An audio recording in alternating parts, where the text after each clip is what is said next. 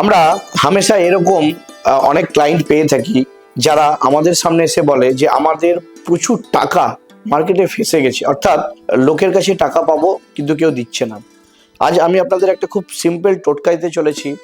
যারা এইরকম সমস্যায় রয়েছেন যে টাকা ফেরত দিচ্ছে না, তারা যে কোনো দিন, আপনারা বৃহস্পতিবার হলে খুব ভালো, একটি সাদা পেপার নেবেন, তাতে হলুদের একটি পেস্ট বানাবেন। হলুদের একটি পেস্ট বানিয়ে যে কোনো অবশ্যই দেশলাই কাঠি নয়, যে কোনো একটি কাঠি দিয়ে সেই ব্যক্তির নাম লিখে আপনি যেটা চাইছেন সেটি লিখে দেবেন, অর্থাৎ আপনার যে মনের ইচ্ছেটি আপনি টাকাটা ফেরত চাইছেন, এবং ওটিকে রোল করে তুলো দিয়ে বেঁধে, তুলোর সুতো বাঁধিয়ে মানে সুতো দিয়ে বেঁধে হলুদের একটা পেস্ট বানাতে হবে, তার মধ্যে ডুবিয়ে রাখতে হবে।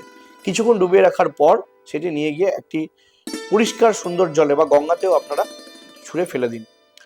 এই টিপসটি আপনি করে দেখুন, আপনাদের যাবতীয় ধার দেনা যা পড়ে আছে আশা করি ব্যক্তিরা নিজেরাই আপনাদেরকে ফেরত দিন।